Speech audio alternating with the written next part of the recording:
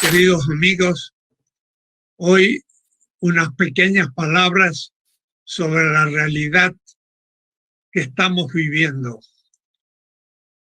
El neoliberalismo nos dejó mal preparados para esta pandemia, sobre todo porque el sistema, médico no era el que fuera necesario para una situación tan difícil. Imaginen ustedes lo que sería hoy México si no tuviésemos un gobierno que, luchando contra la corrupción, enderece recursos justamente para paliar un poco esta pandemia que es mundial y inesperada. Pero justamente el neoliberalismo, al destruir el sistema alimentario, porque lo hace apto para la ganancia, pero no para alimentar realmente la población, y también no ha dispuesto de esos necesarios medios económicos para mejorar el sistema médico, estaríamos hoy en México mucho peor de lo que estamos, pero luchando dentro de ciertos parámetros que diría yo son racionales, dado las circunstancias del país. Y por eso entonces tenemos que ser más claros que nunca sobre el apoyo que tenemos que dar a un gobierno que piensa en el pueblo. Y en estos días ha salido unas indicaciones sobre ética. Y algunas personas dicen, bueno, pero son indicaciones éticas muy generales y que no tocan el fondo y aún entran en ciertas cuestiones cuasi religiosas que tampoco son coherentes con un Estado laico como el mexicano. Pero lo que pasa justamente es que esas indicaciones éticas no son un tratado de ética. Yo soy especialista en ética y conozco todos los autores contemporáneos, pero más bien son indicaciones muy simples, pero muy directas a las cuestiones que hoy tocan a México, la corrupción, el huachicoleo que hemos visto en todos los aspectos y que supone que tenemos que tomar muy en cuenta el tema ético de los políticos, pero no solo de los políticos, también de los empresarios, porque estos un poco reaccionan ante limitaciones tales como pagar los impuestos, no facturar cosas que no han hecho, y este tipo de subcontratación de trabajadores que no reciben los servicios mínimos.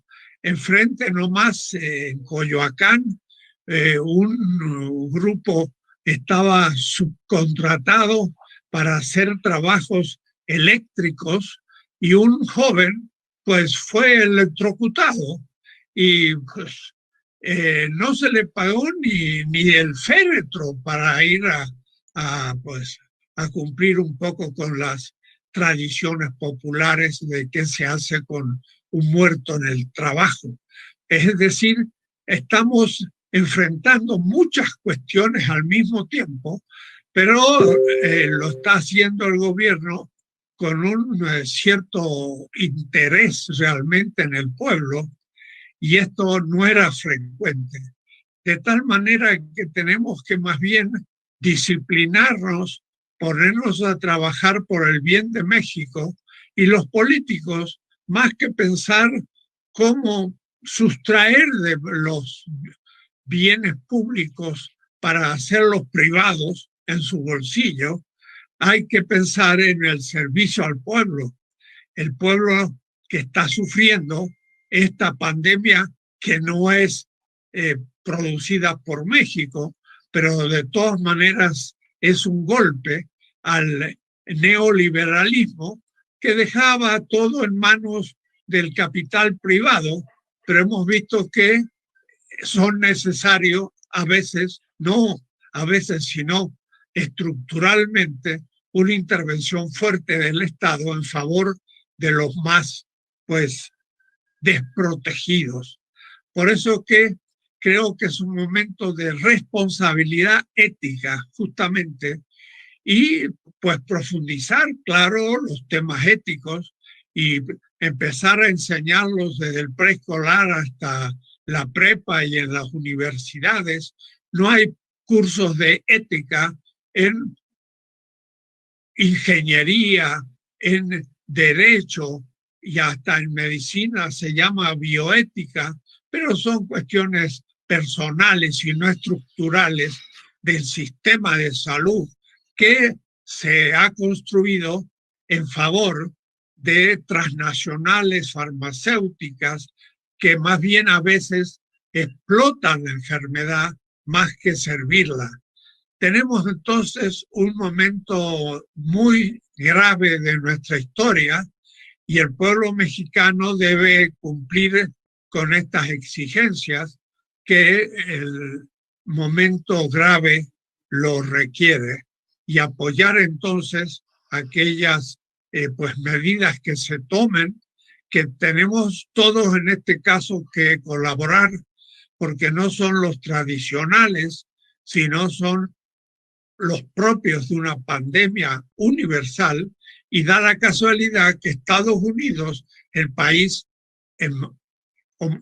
diríamos, que es el más importante de un punto de vista económico, ha dejado completamente en manos del capital privado todos los servicios públicos y vemos que quizás el país más atacado de la tierra, lo cual supone el problema que significa una teoría económica que ha dejado en manos del capital privado lo que es una responsabilidad de todos, principalmente del Estado, y el Estado cumplido con políticos que piensen el bien del pueblo y no cómo hacer su agosto o su gran, pues al fin, privatizar en manos de los propios políticos los bienes públicos.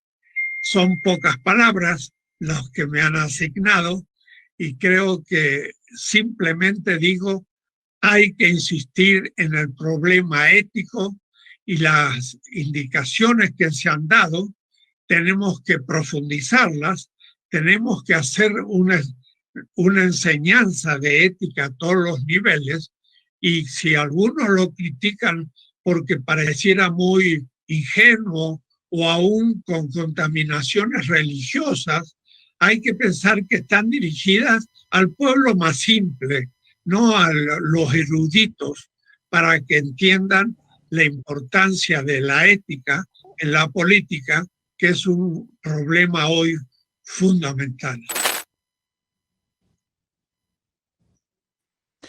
Ya que escuchábamos hablar de ética al maestro Dussel, regresando con Juan Carlos Paisani de la Escuela Nacional de Formación Política de Morena, se me vienen a la mente casos también que en Morena se tienen que analizar. No entiendo el caso de, solo como ejemplo, Juan Carlos, de Lili Telles, que se haya llevado con mucha ética por parte de la ahora senadora del PAN, y ese pragmatismo que yo he, pues, hasta cierto punto criticado, que debe de ser cuidado para no tener estos casos faltos de ética, salvo que tú me digas otra cosa, Juan Carlos. No, para nada, tienes toda la razón del mundo. Comparto tu crítica. El hecho, también hay que atender la siguiente cuestión. Andrés Manuel, antes de irse a la presidencia, su última acción como presidente del partido a la presidencia de la República, y su última como presidente del partido fue la creación del Instituto Nacional de Formación Política en el 5º Congreso Nacional Extraordinario.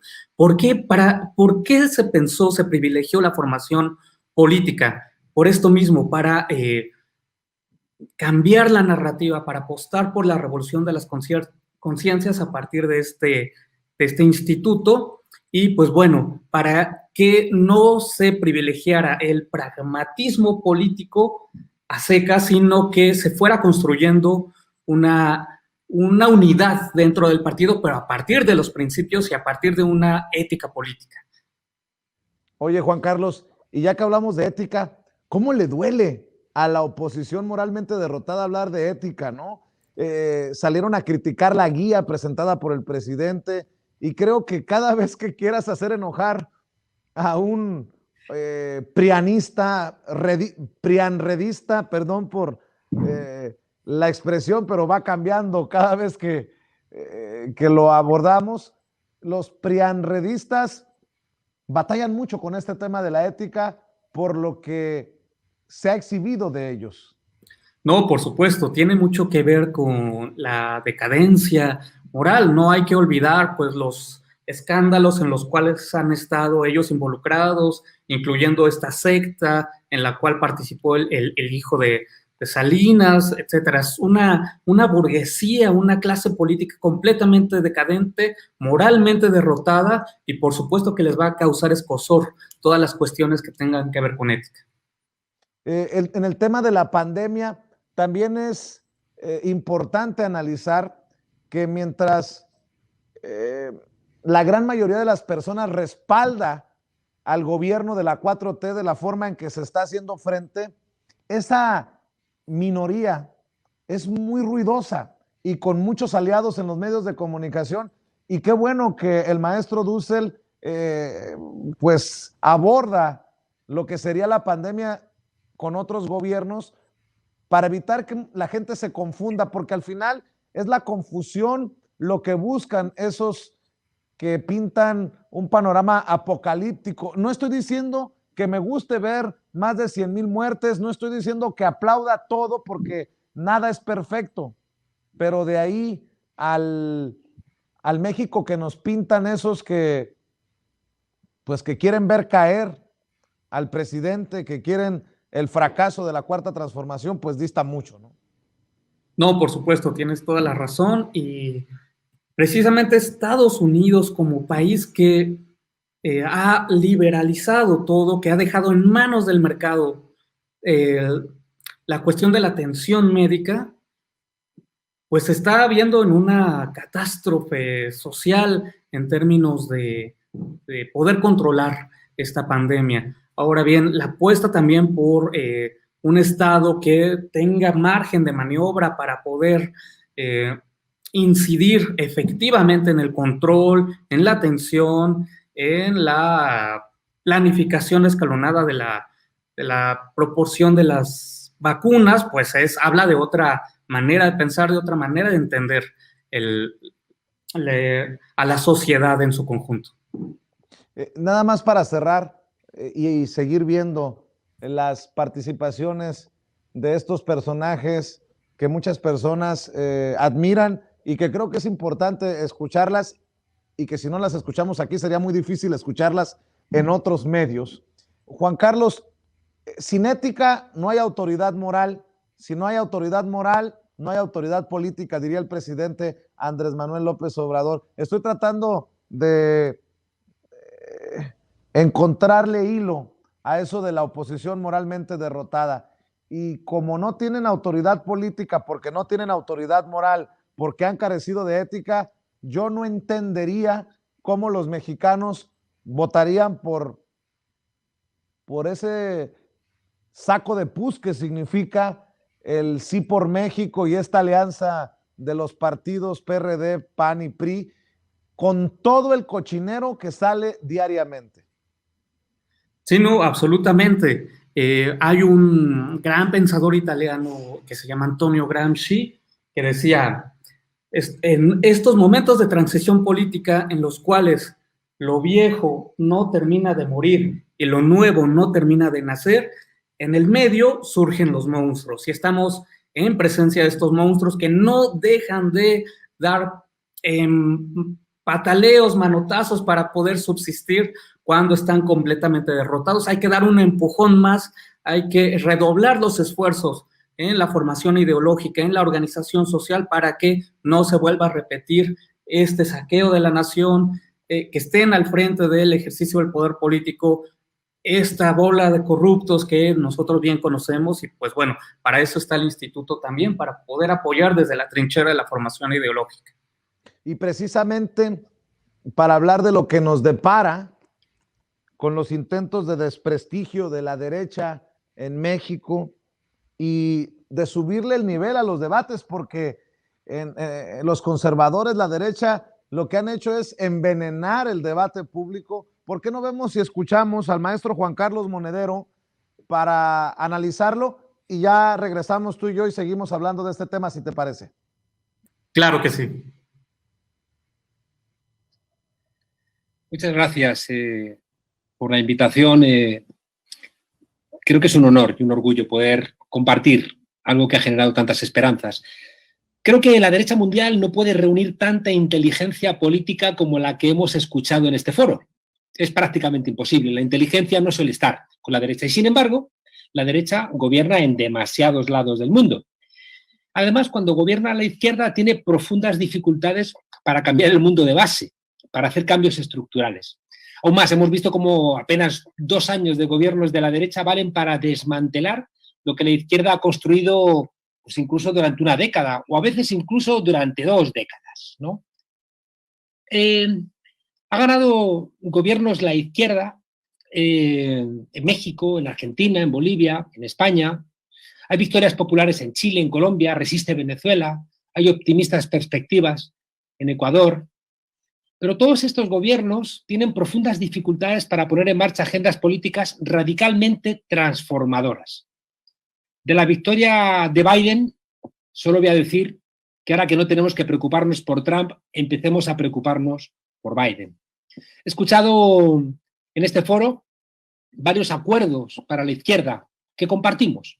Apostar por el papel del Estado, apostar por la educación, apostar por abolir la pobreza, apostar por recuperar la dignidad del trabajo, por un ingreso mínimo vital, porque hay una vacuna que llegue a todo el mundo. La COVID-19 creo que podría ayudar en esa dirección, al haber demostrado que una pandemia solo la solventa el Estado. Y eso es algo que ha ocurrido en todos nuestros países. Ahora bien, estamos celebrando 2 años del arranque de la cuarta transformación y tenemos que preguntarnos, ¿por qué nos cuesta tanto cuando gobernamos trabajar realmente para las mayorías? 5 cosas. Primero, ganamos el gobierno, no ganamos el poder. Ganamos los gobiernos, no el poder. Segundo, derrotamos a gobiernos neoliberales, pero no derrotamos al neoliberalismo. Y esto o lo entendemos o seremos como esa mosca que choca contra el cristal y choca contra el cristal y choca contra el cristal. Derrotamos a gobiernos neoliberales, no derrotamos al neoliberalismo. Tercero, ensanchamos la base haciendo más consumidores, pero no siempre creamos ciudadanos. Cuarto, ganamos los gobiernos con el apoyo de los olvidados, de las mujeres, de los pobres, de los trabajadores precarios, de los indígenas, de los inmigrantes, de los estudiantes sin futuro.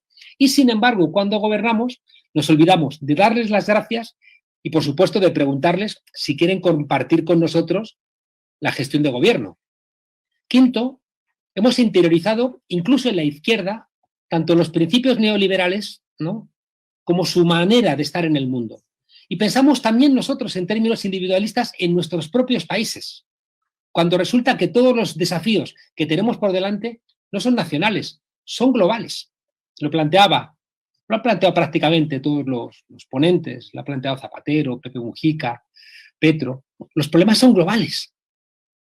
No nos dimos cuenta de que lo primero que hicieron los gobiernos neoliberales cuando regresaron a América Latina, en Brasil, en Ecuador, en Argentina, en Chile, en Bolivia, fue desmantelar la UNASUR y debilitar la CELAC, de manera que las relaciones entre los países latinoamericanos, que hubo un día en donde los ciudadanos de América Latina sabían cómo se llamaban los presidentes de todos los países de su entorno. Bueno, pues fragmentarlo fue una de las primeras misiones del modelo neoliberal.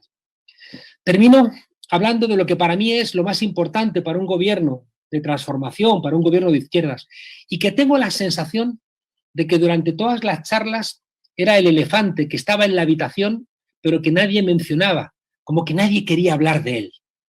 Y quiero decirlo especialmente aquí, porque aquí está Mario Delgado, y también nos va a terminar escuchando en algún momento, si no nos está escuchando ahora, Andrés Manuel López Obrador. Me refiero al partido Movimiento, sin el cual creo que es imposible hacer cambios estructurales que vengan para quedarse cuando estamos en el gobierno y que no sean desmantelables por los que nos puedan sustituir. Que no ocurra como cuando hicieron el impeachment a Dilma Rousseff, que sacaron a más de 20 millones de personas de la pobreza y esa gente no se echó a la calle a reclamar su democracia. Creo que, y os lo tengo que decir con sinceridad, de los mayores sufrimientos políticos que he tenido este año, por supuesto, aparte de la COVID-19 y el tremendo dolor que ha generado, pero de los sufrimientos políticos que he tenido este año ha tenido que ver con los desencuentros internos que he podido seguir, que ha sufrido Morena. Me dolía como si fuera mi propia casa, porque en Podemos, en España, también hemos experimentado esas divisiones y veía que la propia debilidad de nuestras organizaciones políticas debilitaba también nuestra posibilidad de poner en marcha transformaciones. Creo que los grandes cambios que le quedan por hacer a México o realizar son enormes, y son tan enormes como las esperanzas que ha despertado Morena y AMLO. Porque no fue una, sino varias generaciones las que lloraron de emoción el día que Morena ganó las elecciones y puso a López Obrador de presidente. Y los grandes retos a veces reclaman, por supuesto, grandes obras, pero no hay que pensar en términos faraónicos, porque los cambios reales son los que ocurren en cada esquina de cada pueblo y de cada ciudad. La lucha contra el feminicidio, contra la explotación laboral, contra la violencia que ejercen las fuerzas de seguridad, la queja ante la ausencia del Estado, la robotización de la economía, la lucha contra ese fascismo del siglo XXI que son las finanzas, la lucha contra una política que se ha dronificado, que es como un dron que nos dispara y no sabemos desde dónde nos dispara, por ese control oligopólico de los medios de comunicación que están cada vez más en manos de fondos de inversión, de sectores empresariales y sobre todo de sectores financieros. El cambio de vida que implica el cambio climático y su solución son tan descomunales que no los puede hacer solo un gobierno. Y es imposible, lo habéis dicho todos los que han hablado antes que yo, es imposible que lo haga sin dolor el mercado, sino al revés, creando más dolor. Por eso Morena no puede dejar de ser ese partido movimiento, que es la herramienta necesaria, aunque no la herramienta suficiente, pero la herramienta necesaria para crear una agenda pues, neoliberal. Cuando teníamos las respuestas, lo hemos dicho 1000 veces, nos cambiaron las preguntas. Todo en nuestras vidas se ha convertido en una mercancía, todo, comer, beber, estudiar, el sexo, el deporte, todo es una mercancía. Y encima se nos desvaneció la alternativa que teníamos al capitalismo con el hundimiento de los países socialistas. Nos robaron las palabras. Incluso, fijémonos, la izquierda habla de mercado de trabajo. Si nos han robado las palabras como demonios, vamos a pensar. Termino diciéndoos que decía Federico García Lorca cuando creó La Barraca, que iba por los pueblos representando obras de teatro. Decía que tenemos que ser misioneros patológicos, darlo todo sin pedir nada a cambio. Los más lúcidos de todos nosotros tienen que estar en el partido movimiento, a veces más en el partido y a veces más en el movimiento. Dediquemos tiempo al partido, porque sin él el éter revolucionario se disipa, como ha pasado tantas veces en México con tantos movimientos, que les ha ocurrido como las olas en el mar, que desaparecen cuando desaparece el viento. El neoliberalismo está muerto, estoy convencido.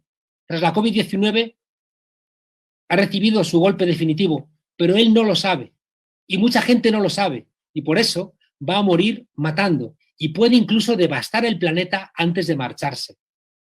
El post-COVID-19 va a estar marcado por las inercias del neoliberalismo y solamente vamos a poder frenar esas inercias si abrimos en nuestros países, si México aprovecha la ocasión para abrir una gran conversación donde nuestros argumentos se impongan en debates nacionales e internacionales a los argumentos de los neoliberales.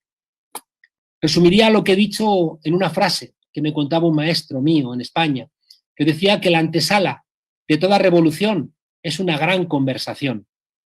Y solo nosotros, con una organización política, con Morena, que enamore, que haga reír, que sepa pensar, luchar, que sepa bailar, que no se olvide de que la risa es revolucionaria. Esa organización política, solo con ella, con estas características, podemos abrir esa gran conversación.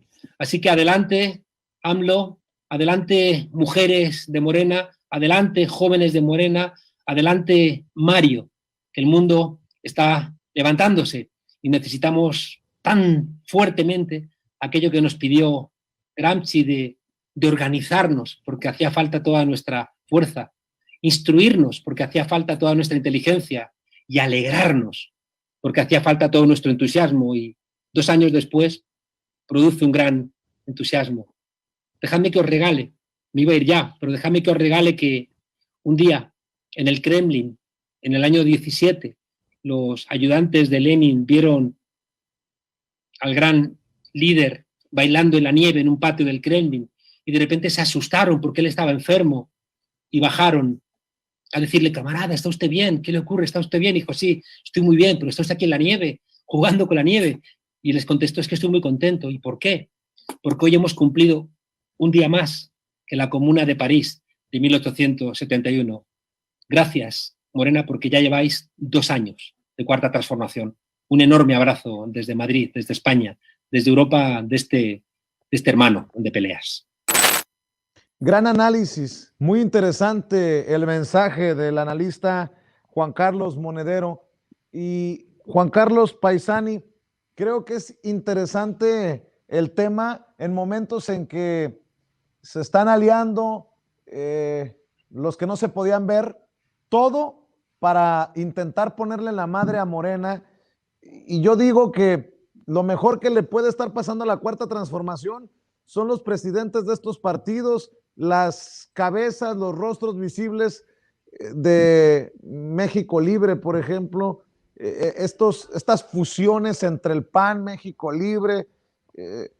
Si bien es cierto, no hay que subestimar, pues creo que no pueden recoger lo que sí creo que está recogiendo la Cuarta Transformación, que es simpatía desde abajo, de la gente de a pie, de la gente que de alguna manera se siente identificada con eso de gobernar poniendo a los más vulnerables, a los pobres en el centro. Y también una gran oportunidad de reflexión para Morena, de no alejarse de las bases, de no engancharse en estos pleitos que terminan pues llevando a muchos a pensar si existe el riesgo de que Morena termina siendo un partido más de esos del montón que van rumbo al basurero de la historia, Juan Carlos Paisani. Sí, no, absolutamente. Y recupero lo que hemos dicho aquí. ¿Cuál es la forma, la estrategia para que Morena se transforme en uno de los partidos del montón? Pues una ética política. Y esa es una de las misiones del instituto, trabajar con la militancia, trabajar con la sociedad, trabajar con el pueblo en su conjunto. Para eso están abiertas las puertas del instituto en todos los temas que tienen que ver con ética y política, cómo hacer política en México y una serie de contenidos que, bueno, hemos puesto a la disposición también en una plataforma educativa que es absolutamente gratuita. Permítanme hacer un comercial en la página del instituto, que es www.infpmorena.mx. Y bueno, también quisiéramos decir que ¿cuál fue uno de los errores que podemos nosotros observar en los gobiernos progresistas? Bueno, el golpe blando instrumentado a Dilma. Hay que recordar que Lula salió con un 82% de aprobación. ¿Qué pasó con esa aprobación? ¿Qué pasó con toda la gente que salió de la pobreza y que no pudo hacer efectiva en las calles la organización popular? Bueno, faltó formación ideológica. La vacuna que tenemos, hablando de vacunas, en México, para que no seamos susceptibles a estos embates de la derecha, para que no seamos susceptibles a la llamada infodemia, a la desinformación, pues es eso, la formación ideológica. Estos espacios contigo de estar charlando, de estar reflexionando, son un mecanismo para evitar nuevamente que eso, se disemine entre la población. Pero eso es precisamente lo que no se puede con esta oposición moralmente derrotada. No se puede dialogar, porque pues sus gritos de el comunista, el dictador, hay que tumbar al ganso bolivariano, nos está llevando camino a Venezuela, no, a Rusia, no, a Cuba.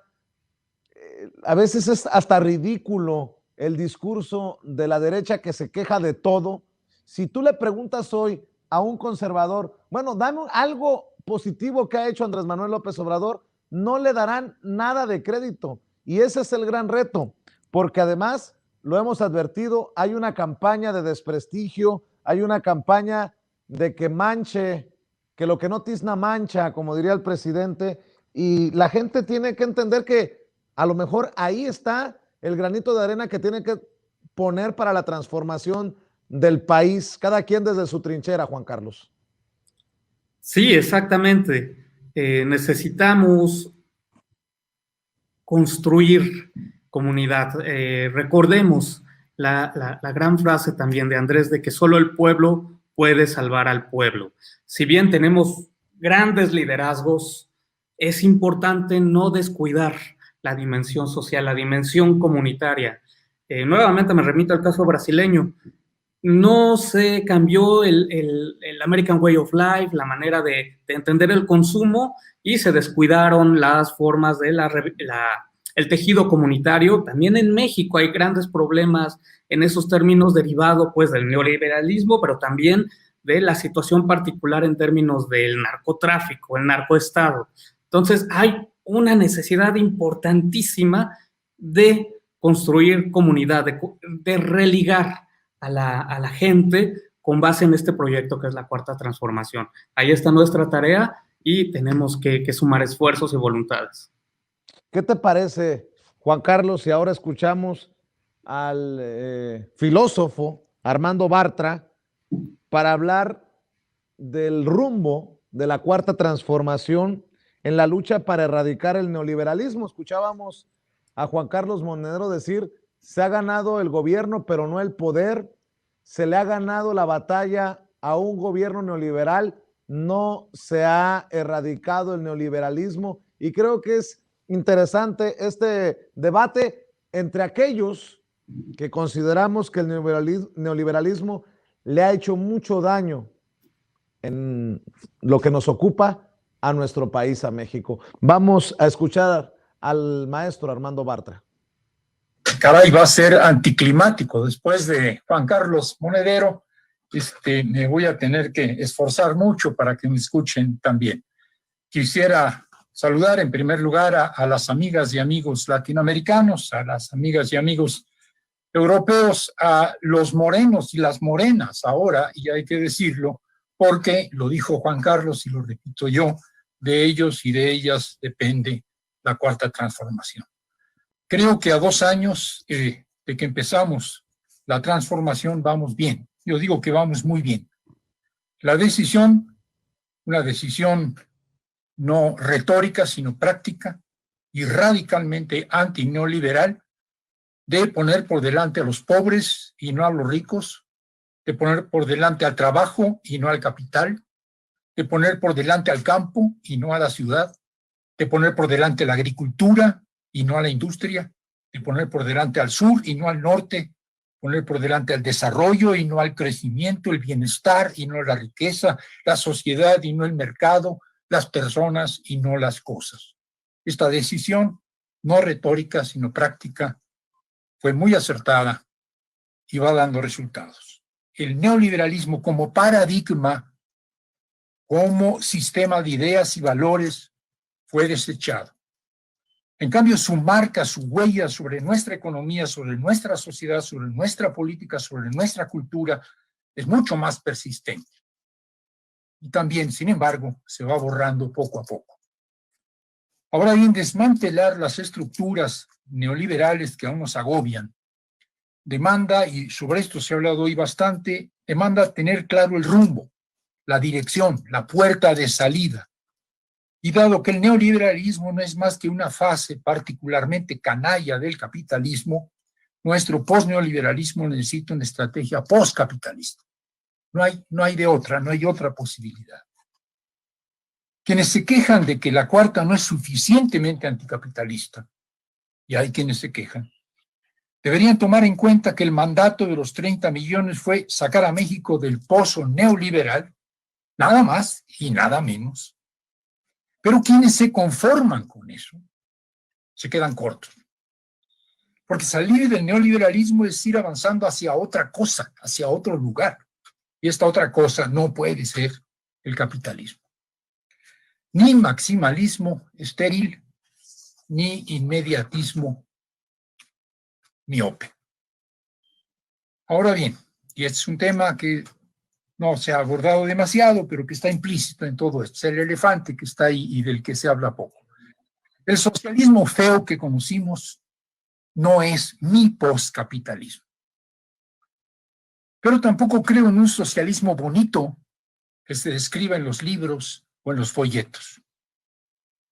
Y es que de un tiempo a esta parte, cuando menos yo ya no confío en las recetas, paso de las utopías de diseño, de las utopías prescriptivas que debiéramos construir siguiendo obedientemente ciertos planos. Pienso que el nuevo mundo hay que irlo inventando sobre la marcha, sin seguridades, sin garantías. La idea vieja, yo nací con ella, la política, de que un modo de producción sigue a otro modo de producción superior y que el nuevo modo de producción va creciendo en las entrañas del viejo modo de producción, me parece un determinismo hegeliano y marxista insostenible. Y si no hay destino manifiesto, y si no hay providencia histórica, lo que nos queda es la imaginación, lo que nos queda es la capacidad que tenemos todos en lo individual y colectivamente de inventar un futuro, no un futuro, muchos futuros. Porque es claro que los sueños utópicos del que duerme en la hamaca no son iguales que los sueños utópicos del que duerme en la estera, del que duerme en un petate, del que duerme en un colchón. Hay muchos sueños utópicos. Entonces, pues repitamos la fórmula, sí, caminante no hay camino. Hacemos camino al andar, pero ciertamente necesitamos un norte, necesitamos un rumbo, y pienso que este es un post-neoliberalismo que le vaya abriendo paso al post-capitalismo. Post-capitalismo cuyas narrativas, cuyos componentes, cuyos contenidos positivos habremos de ir inventando sobre la marcha y entre todos, entre todos. Hoy aquí hemos escuchado muchas de estas propuestas, hemos escuchado los planteamientos de un compañero que efectivamente debe ser el que gobierne Colombia próximamente, a Petro, hemos escuchado a quien ya gobernó en Uruguay, a Pepe Mujica, hemos escuchado a Zapatero, que también gobernó en España, hemos escuchado de los mexicanos y de las mexicanas a Elvira, hemos escuchado a Arauz, que va a gobernar, esperemos que gobierne, y así sucesivamente. Y digo que debemos, pues, construirlo entre todos, porque en este caminar, y voy a lo que ha sido el lugar común de esta mañana o de esta tarde ya, porque no estamos solos. La cuarta no es una hazaña solitaria, sino parte de un curso emancipatorio latinoamericano. Una lucha subcontinental iniciada, hay que decirlo, hace 22 años, cuando Hugo Chávez ganó la presidencia en Venezuela. Triunfo al que siguieron el de Lula en Brasil, Néstor Kirchner en Argentina, Tabaré Vázquez en Uruguay, Evo Morales en Bolivia, Rafael Correa en Ecuador, el obispo Lugo, hay que recordarlo, en Paraguay, mientras duró, fue el primer golpe que recibió la izquierda gobernante en América Latina. El ciclo progresista, se ha llamado así, ciclo progresista, iniciado con el siglo, ciertamente perdió impulso y refluyó en una reversión, una traición en Ecuador, un golpe en Bolivia, una derrota electoral en Uruguay. Pero la derecha no tiene aliento, la derecha es de corto tranco, la derecha no tiene futuro. El invierno neoliberal ha sido corto, muy corto. Apenas empezaban a gobernar los neoliberales, por ejemplo en Argentina, y ya estaban derrumbándose en su credibilidad. Apenas estaba el golpe de Estado tratando de imponerse en Bolivia y un triunfo electoral lo revierte. La derecha no tiene futuro porque no tiene proyecto. Estamos pues recuperando el camino. 20 años después del triunfo electoral de Chávez en Venezuela, Andrés Manuel López Obrador tiene un triunfo en México del tamaño muy parecido. Chávez ganó con el 56% de los votos, si no me equivoco. Andrés Manuel lo ha hecho con el 53%. Son decisiones fundamentales, son decisiones muy mayoritarias. El mismo año regresa al gobierno en Argentina la izquierda. 2 años después, un golpe revierte a la derecha en Bolivia.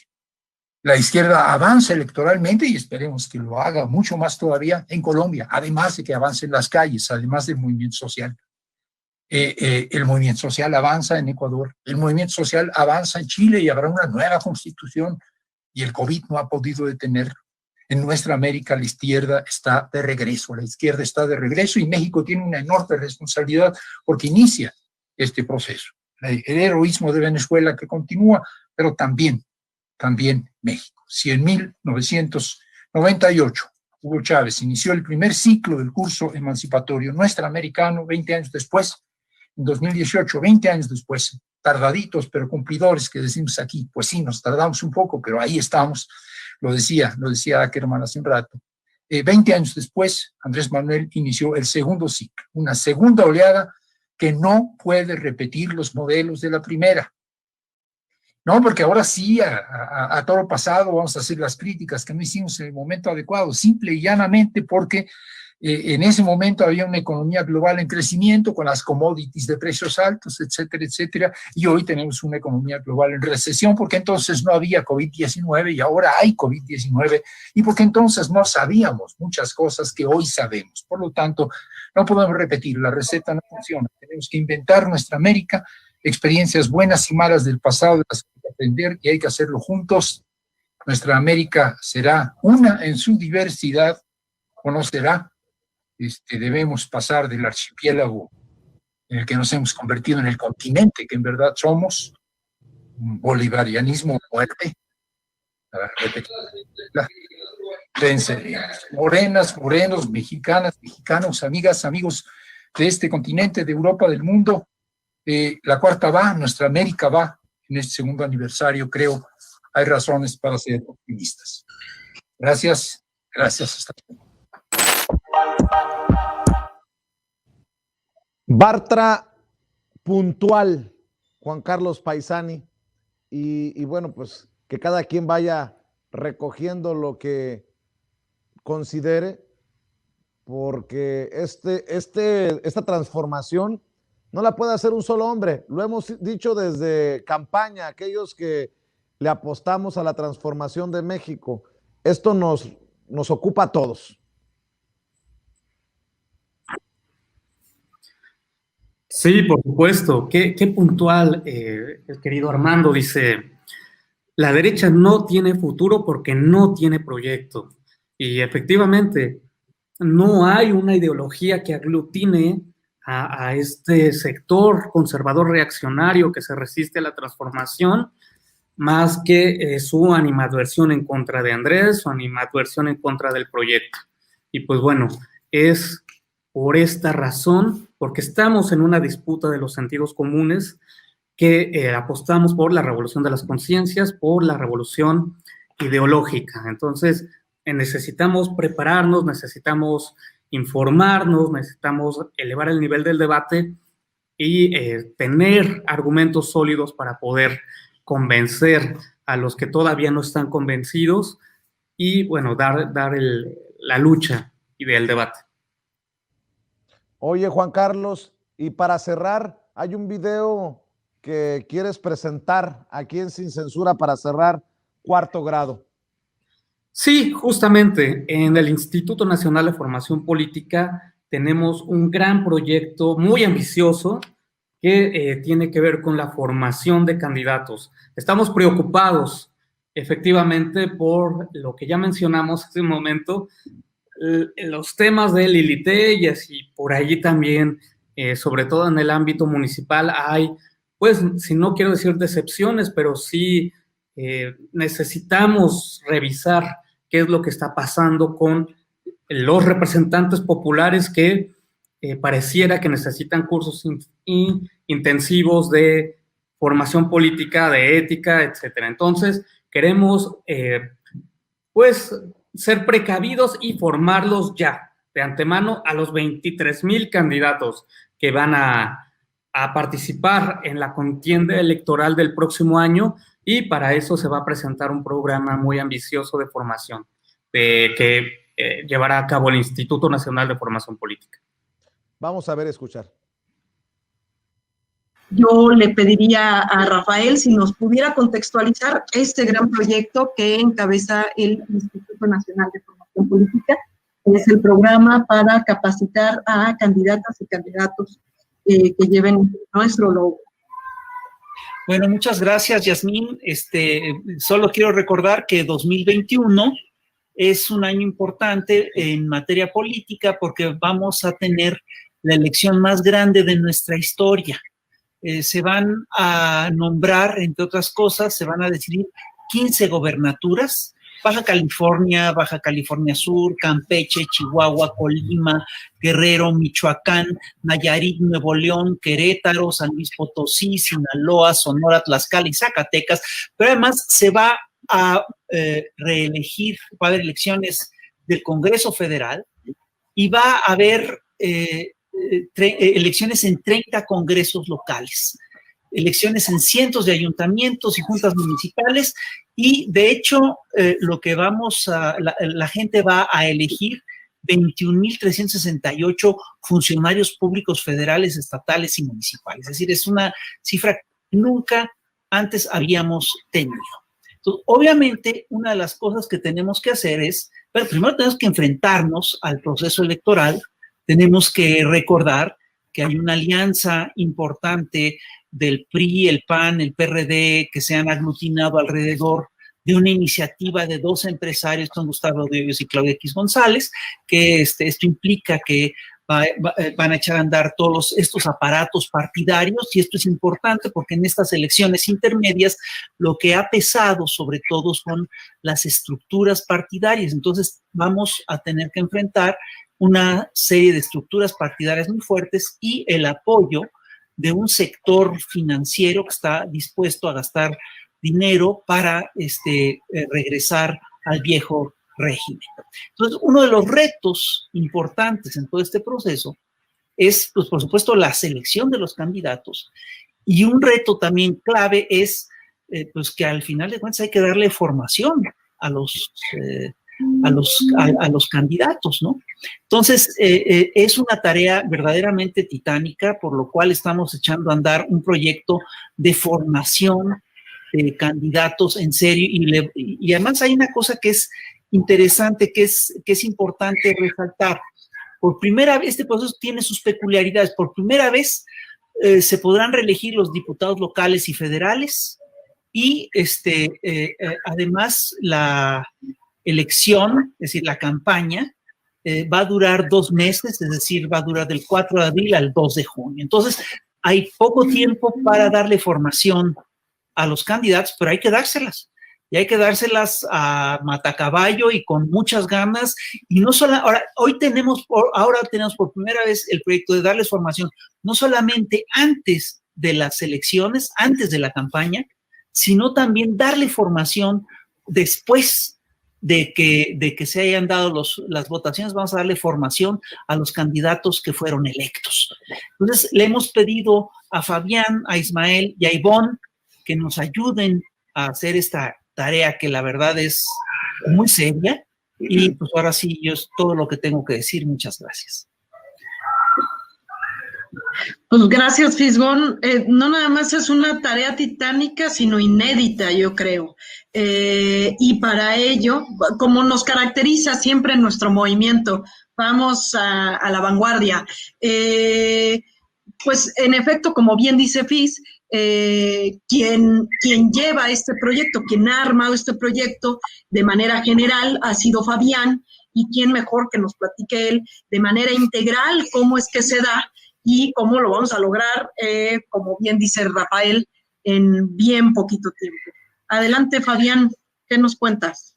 Muchas gracias, Yasmín. Saludos a todos. Y bueno, efectivamente es un proyecto muy importante que en verdad requiere de un gran esfuerzo. Hubo ya un ejercicio en el 2019 cuando formamos a los candidatos de los estados de Aguascalientes, Durango, Tamaulipas y Quintana Roo, pero nada que ver con el gran reto de estas más de 20,000 personas a las que hay que formar. En principio va a tener una coordinación general que va a estar de manera conjunta con la coordinación académica del Instituto Nacional de Formación Política. A su vez, esta coordinación general va a contar con dos coordinaciones especiales, que es la de, en este caso, la de formación municipal, que estará a cargo de Ivonne Cisneros, y en el caso de la formación del ámbito legislativo, con Ismael Carballo.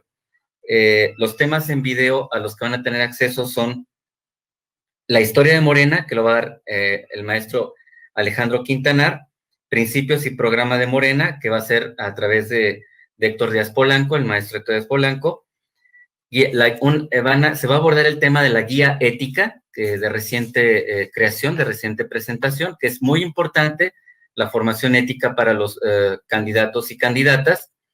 Eso va a ser a través de, lo va a presentar Pedro Miguel, el mapa socioeconómico que sale de Armando Bartra, y el manejo de medios que va a ser presentado por un servidor, Fabián Muñoz, y el de oratoria, que es de Pedro Reigadas. Es un compañero que es un especialista en el tema, tomando en cuenta que oratoria es algo que va más allá de solo el hablar, sino también es el asunto de la preparación para la argumentación.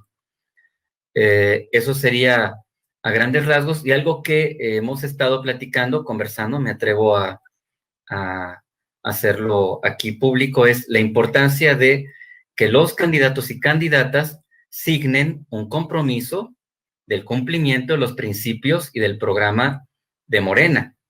Gracias, Fabián. Pues bien lo dice Fabián, esto es como una explicación de lo cuantitativo que es este programa, la dimensión que tiene, cómo se va a organizar en los distintos espacios del país, pero cómo irá aterrizando, cómo atraviesa esto una mirada distinta, pues, ¿dónde está la mística? ¿Dónde está gobernar para la paz?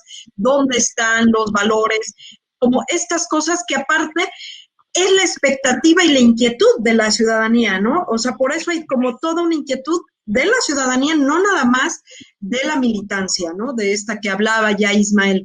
Y en ese mismo sentido, algunos de los comentarios van en esta pregunta, ¿no? Es decir, nada más son para los de Morena, son para los de la coalición. ¿Cómo atravesamos estos temas en cada uno de quienes van a lanzarse para candidatas y candidatos? Fisgón, pues algo que quieras decir para concluir. Digo, yo creo que queda claro que no nada más hay proyecto, hay partido, hay movimiento, hay inquietud, y hay Instituto de Formación Política, sí, que no lo está haciendo nada mal, ¿no?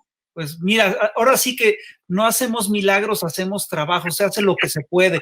Yo quiero decir nada más lo siguiente, sí, por supuesto que el reto es enorme, y por supuesto que tenemos claro que esto no nos va a garantizar que tengamos candidatos puros, íntegros y pristinos, etcétera, pero lo que sí te puedo decir es que vamos a hacer el esfuerzo por elevar en serio el nivel de formación de nuestros candidatos y sobre todo de nuestros funcionarios. Por eso estamos haciendo énfasis en que vamos a trabajar previamente a la campaña, en los meses previos, en las semanas previas a la campaña, pero que después vamos a reforzar todo esto cuando se hayan dado ya las elecciones, cuando sepamos quién resultó electo y quién no resultó electo. Entonces, recordar esto nada más, es decir, sabemos que vamos a tardarnos años en elevar el nivel de formación del país, pero vamos a hacer todo lo posible por sí lograrlo. Es decir, insisto, hacemos grandes esfuerzos, no milagros, pero vamos a tratar de hacer un pequeño milagro.